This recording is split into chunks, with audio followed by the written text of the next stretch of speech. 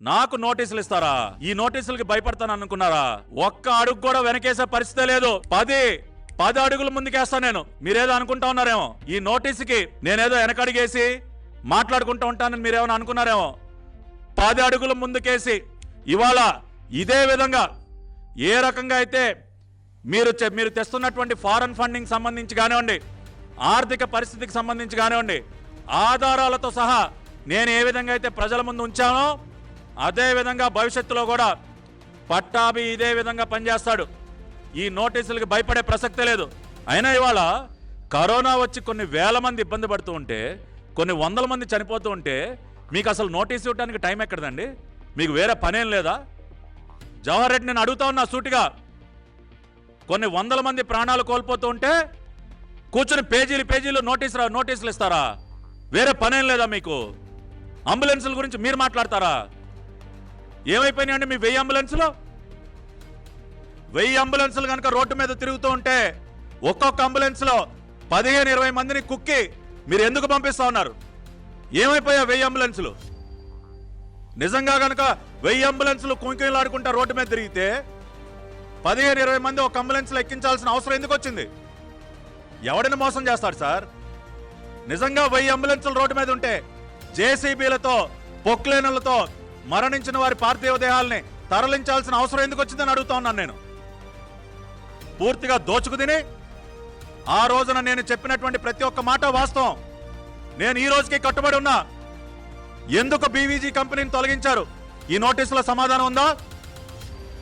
ఏం అవసరం వచ్చింది బీవీజీ కంపెనీని తొలగించడానికి? బయటపెట్టండి ఆ విషయాలన్నీ కూడా. ఎందుకు జ్యుడిషియల్ రివ్యూలో క్లాజులు మార్చారని అడుగుతా ఉన్నా. దానికి సమాధానం ఉందా? అబ్రాడ్ అన్న పదాన్ని జ్యుడిషియల్ రివ్యూలు ఎందుకు తగిలిచ్చారు? అరబిందో ఫౌండేషన్కి మేలు చేయడం కోసం కాదా? వాళ్ళకి అనుభవం లేదన్న విషయాన్ని అర్థం చేసుకుని వాళ్ళని క్వాలిఫై చేయడం కోసం జ్యుడిషియల్ పర్వ్యూ పేరుతో క్లాజులు మార్చేస్తారా? దానికి ఎందుకు సమాధానం చెప్పలేదు మీ నోటీసులో? బీవీజీ కంపెనీని ఎందుకు తొలగించాల్సి వచ్చింది? సంస్కరణలో భాగంగా అంట. ఏమి సంస్కరణలు సార్? మొన్న ఎన్నికల కమిషనర్ని తొలగించారు. ఎన్నికల సంస్కరణలో భాగంగా ఎన్నికల కమిషనర్ గారిని తొలగించినట్టు ఇవాళ బీవీజీ కంపెనీని తొలగిస్తారా? 5 సంవత్సరాల కాలానికి మీరు అదనంగా చెల్లిస్తున్నటువంటి అమౌంట్ ఏదైతే ఉందో అరబిందో ఫౌండేషన్కి 307 కోట్ల రూపాయలు. అది 100% వాస్తవం. మేమేం గాలి లెక్కలు చెప్పట్లేదు. 5 సంవత్సరాల కాలానికి లెక్కేస్తే 307 కోట్ల రూపాయలు మీరు అదనంగా ఇవాళ విజయసాయిరెడ్డి వియ్యంకుడికి చెల్లిస్తున్న మాట వాస్తవం. 104 అంబులెన్సుల్లో సిబ్బందిని తగ్గించి ఇవాళ ల్యాబ్ టెక్నీషియన్ని, ఫార్మసిస్ట్ని మీరు ఎందుకు తగ్గించారు? ఒక ల్యాబ్ టెక్నీషియన్, ఒక ఫార్మసిస్ట్ లేకుండా మీరు ఏం వైద్యం చేస్తారు? వాళ్ళ పేద ప్రజలకి ఏం పరీక్షలు చేస్తారు? సిబ్బందిని తగ్గించి ప్రతి ఒక్క అంబులెన్స్కి 1,80,000 కోట్ల రూపాయలు దోచిపెడతారా? కనీసం ఒక స్టెథోస్కోప్ అన్న కొని తెచ్చాడా అరబిందో ఫౌండేషన్? 45 రకాల ఐటమ్స్ మీరే కొనిచ్చి స్టాఫ్ను తగ్గించి కోట్ల రూపాయలు దోచిపెడతా ఉంటే చూస్తూ కూర్చోవాలి మేము. ప్రశ్నించినందుకు మాకు నోటీసులు ఇస్తారు. సమాధానం ఇస్తా, చెప్పండి దానికి జవాబు. ఏం సమాధానం ఇవ్వకుండా వెనకడిగేసే ప్రసక్తే లేదు. ఇదే కాదు, సరస్వతి ఇండస్ట్రీస్లో ఉన్నటువంటి లోపాల గురించి కూడా న్యాయస్థానానికి వెళ్ళటం ఖాయం. ఆపగలరా మీరు నన్ను? ధైర్యం ఉందా మీకు? నన్ను ఆపే ధైర్యం ఉందా? సరస్వతి ఇండస్ట్రీస్లో గౌరవ ముఖ్యమంత్రి గారు అడ్డంగా దొరికిపోయారు. నీటి దొంగతనం చేస్తా. ఆ విషయంగా కూడా న్యాయస్థానానికి వెళతాను. ఈ నోటీసులకు భయపడి నేనేదో ప్రజల ముందుకు రాకుండా ఇంట్లో నేనేదో పడుకుంటానని మీరు అనుకున్నారేమో.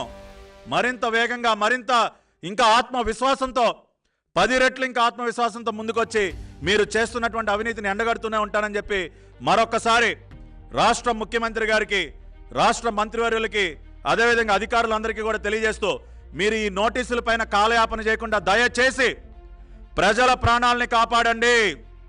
అంబులెన్సుల కోసం వేచి చూస్తూ రోడ్డు మీద చనిపోతున్నారు. అంబులెన్సులు రాక గంటల తరబడి వేచి చూస్తూ ప్రాణాలు కోల్పోతున్నారు ప్రజలు. ఈ రోజున ఎక్కడికి పోయాయి సార్ 1000 అంబులెన్సులు? మీ రోజమ్మ గారు జాలి ట్రిప్పులకి తిరుగుతా ఉన్నారా?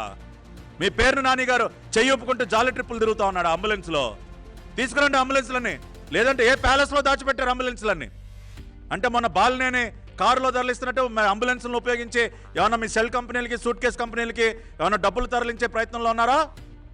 ఏ ప్యాలెస్లో దాచిపెట్టారు సార్ అంబులెన్సుల్ని? ఎక్కడ దాచిపెట్టారు 1000 అంబులెన్సులు?